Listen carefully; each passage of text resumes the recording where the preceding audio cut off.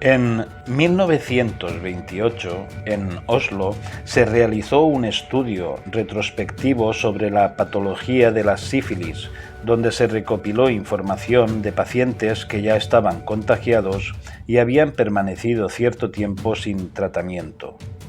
El Instituto Tuskegee de Alabama quiso realizar un estudio prospectivo equivalente al de Oslo y se convirtió en el experimento no terapéutico en humanos más largo de la historia de la medicina.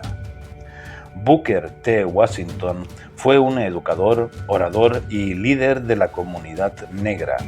Nacido en 1856, fue liberado de la esclavitud en su infancia.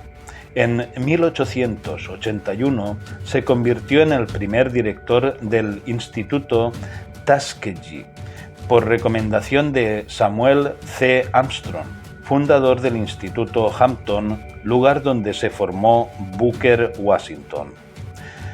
Tuskegee era una universidad de formación del profesorado para afroamericanos. El estudio Tuskegee era posible debido a que el fondo filantrópico Rosenwald se encargaría del soporte económico para el posterior tratamiento. La crisis bursátil de 1929 provocó que el fondo Rosenwald se retirase.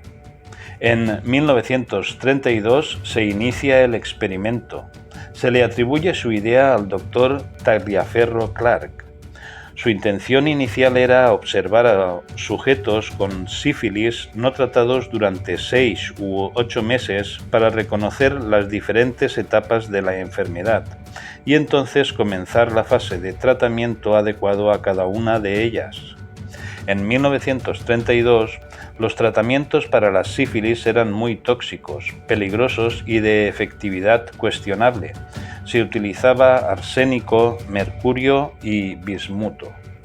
El Dr. Clark disentía de las prácticas engañosas de otros miembros del grupo y se retiró del estudio en 1933. El Dr. Eugene Dibble era jefe del hospital del Tuskegee Institute y el Dr. Oliver C. Wenger era director de la Clínica de Enfermedades Venéreas del Public Health Service, Servicio de Salud Pública de Hot Spring, Arkansas, y fue quien reclutó a los sujetos del experimento mediante engaños. No les notificó su diagnóstico, sino que les dijo que tenían mala sangre, lo que en el lugar podía significar sífilis, anemia o fatiga. Si participaban en el estudio, recibirían tratamiento médico gratuito, transporte gratuito a la clínica y una comida caliente los días de examen.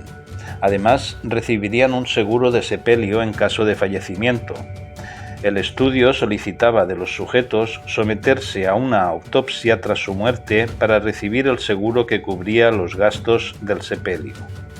Los médicos reclutaron 600 aparceros negros, de los cuales 399 estaban infectados, y también se hizo un grupo de control de 201 varones sanos. En 1932 estuvo como director presencial del experimento el Dr.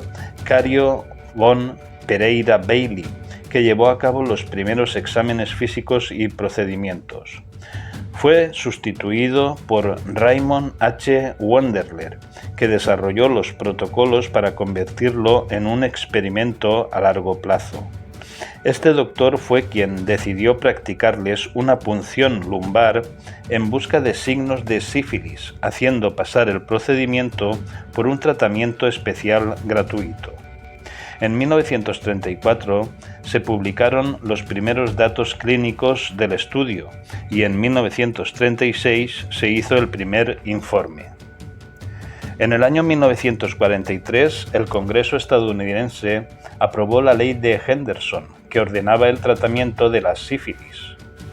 Tras retirarse Wonderler, que se jubiló en 1943, el conductor del experimento fue el Dr. John R. Heller, hasta el año 1948. En el año 1944 se comienza a tratar la sífilis con penicilina. En 1947, la penicilina se había convertido en el principal tratamiento para la sífilis. Pero en vez de tratar a los sujetos del estudio con penicilina y concluirlo, o establecer un grupo control para estudiar el fármaco, los médicos de Tuskegee ocultaron la información sobre la penicilina para continuar estudiando cómo la enfermedad se diseminaba y acababa con la muerte. La enfermera Eunice Rivers, que fue reclutada por el Dr. Wonderler, trabajó durante los 40 años del estudio con las víctimas, de 1932 a 1972. Formaba el nexo entre la comunidad negra y los doctores. En los años 50, la enfermera Rivers era imprescindible para el experimento, ya que su conocimiento de los sujetos facilitaba la continuidad del estudio a lo largo del tiempo. En el año 1964, en la Declaración de Helsinki, la Organización Mundial de la Salud precisó que los experimentos con seres humanos necesitan el consentimiento informado. En 1966, Peter Buxton, que era investigador de enfermedades venéreas del PHS, se quejó en una carta por la ética del estudio.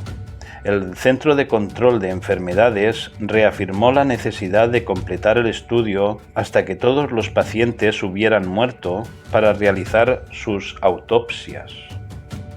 En 1972, Peter Buxton acudió a la prensa.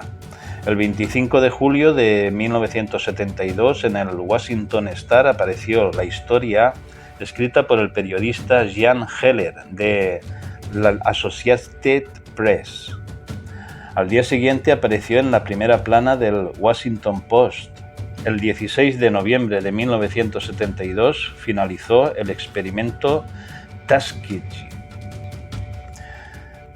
Los máximos responsables del experimento Tuskegee fueron Thomas Parran, que fue el sexto cirujano general de los Estados Unidos desde 1936 a 1948 y que fue el supervisor del experimento Tuskegee y del experimento sobre sífilis de Guatemala de 1946 a 1948.